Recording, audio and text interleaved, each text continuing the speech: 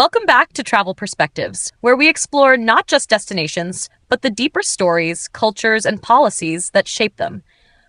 Today, we're diving into one of the most fascinating countries in the world, Bhutan.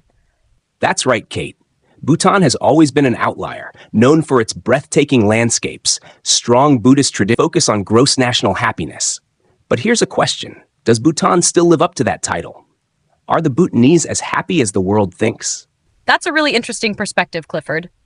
For decades, Bhutan's approach to governance has been admired worldwide. Instead of measuring its success through GDP, it prioritizes the well-being of its people through GNH, gross national happiness. But lately, we've been hearing reports that not all Bhutanese are on board with this anymore. Some younger citizens feel like GNH isn't enough. And that makes sense, Kate. GNH is a great concept in theory. It values environmental conservation, cultural preservation, sustainable development, and good governance. But when people feel like their opportunities are limited, and when economic struggles become a reality, the idea of happiness as a national priority starts to feel a little idealistic. Exactly.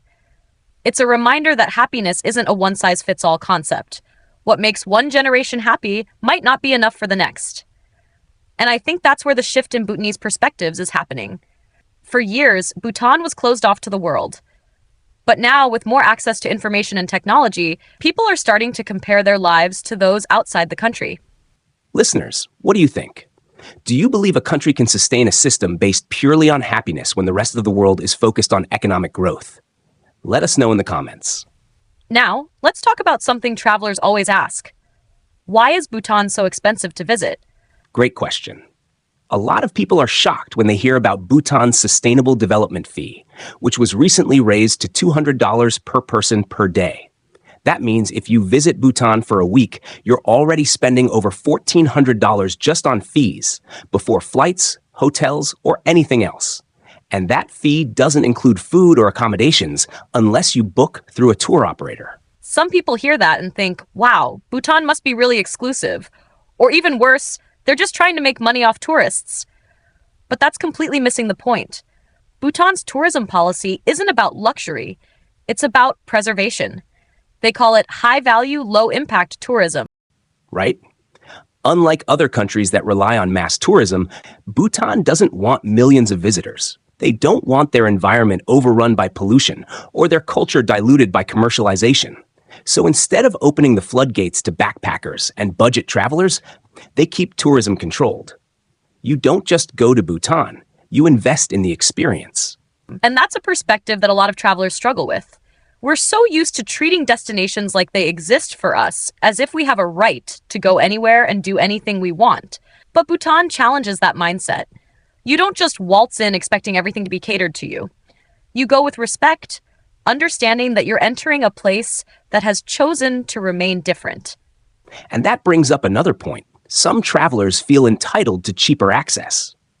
But think about it. Would you walk into someone's sacred temple and demand that they change their rules to make things easier for you? Bhutan is, in a way, one giant temple.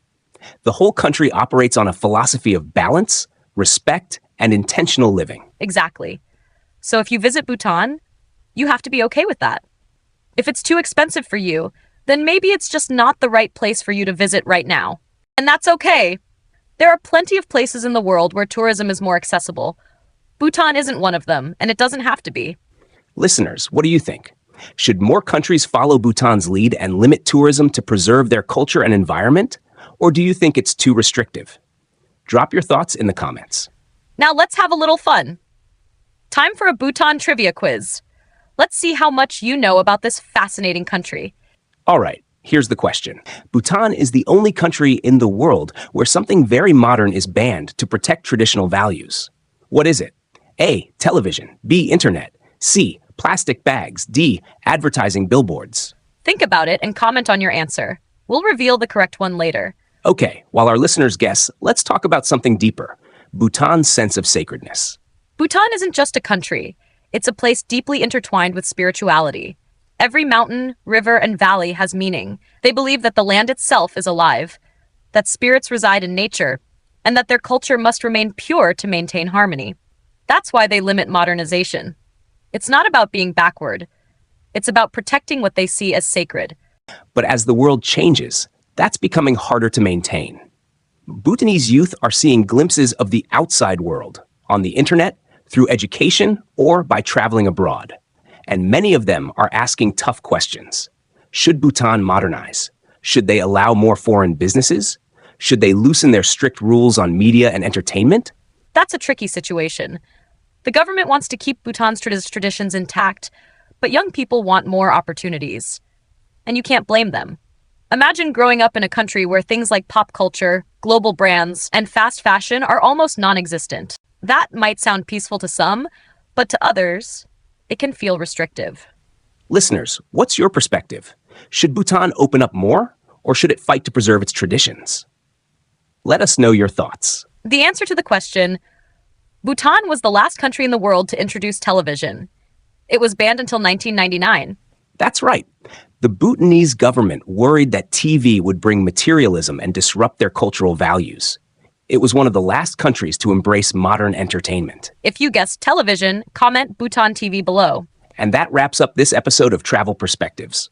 We hope today's discussion gave you a new way to think about Bhutan, not just as a place to visit, but as a country with a unique vision of the world. If you enjoyed this conversation, don't forget to like, comment, and subscribe.